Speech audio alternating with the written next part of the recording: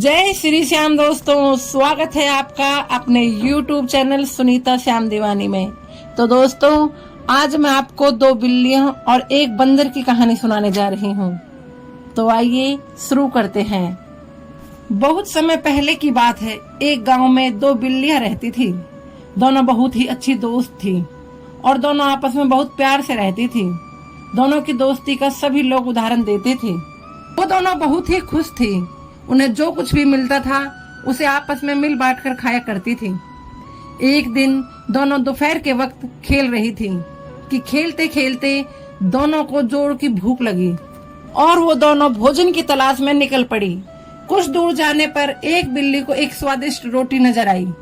उसने झट से उस रोटी को उठा लिया और जैसे ही उसे खाने लगी तो दूसरी बिल्ली ने कहा, अरे ये क्या, तुम अकेले ही रोटी खाने लगी? मुझे भूल गई क्या? मैं तुम्हारी दोस्त हूँ और हम जो भी खाते हैं आपस में मिल बांट कर खाते हैं। पहली बिल्ली ने रोटी के दो टुकड़े किए और दूसरी बिल्ली की ओर एक टुकड़ा बढ़ा दिया। यह देखकर दूसरी बिल्ली बोली, अरे यह क्या, तुमने मुझे छोटा टुकड़ा दिया, यह तो गलत है। बस इसी बात पर दोनों में झगड़ा शुरू हो गया और झगड़ा इतना बढ़ गया कि सारे जानवर इकट्ठे हो गए। इतने में एक बंदर आया। दोनों को झगड़ते देख वो बोला, अरे बिल्ली रानी, क्यों झगड़ा कर रही हो? दोनों ने अपनी दुविधा बंदर को बताई। बंदर ने कहा, बस इतनी सी बात, मैं तुम्हारी मदद कर सकता हूँ। मेरे पास एक तराजू है, उसमें मैं ये दोनों टुकड़े रखकर पता कर सकता हूँ कि कौन सा टुकड़ा बड़ा है और कौन सा छोटा। फिर हम दोनों टुकड़ों को बराबर कर लेंगे। बोलो मंजूर? दोनों बिल्लियों को बंदर की बात जच गई। वो तैयार हो गईं। बंदर पेड़ पे चढ़ा और तराजू ले आया।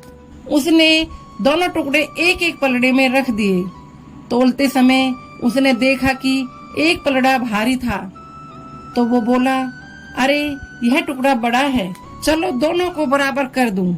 और यह कहते ही उसने बड़े टुकड़े में से थोड़ा सा तोड़कर खा लिया।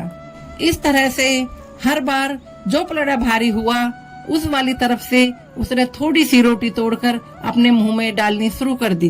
दोनों बिल्लियां अब घबरा गईं। वो फिर भी चुपचाप बंदर के फैसले का इंतजार करती रहीं।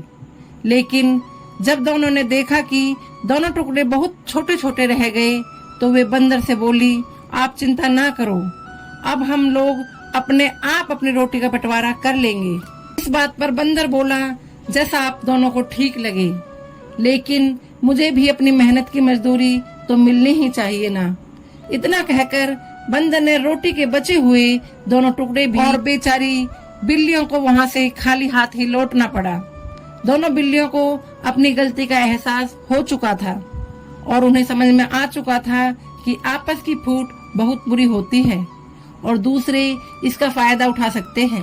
तो दोस्तों, इस कहानी से हमें यही सीख मिलती है कि हमें कभी भी लालच नहीं करना चाहिए और कभी भी आपस में झगड़कर रिश्ते में फूट नहीं डालनी चाहिए, क्योंकि जब भी हम आपस में लड़ते हैं तो कोई बाहरी व्यक्ति उसका फायदा उठा जाता है। इसलिए एकता की शक्ति को पहचाने और मिलकर रहें।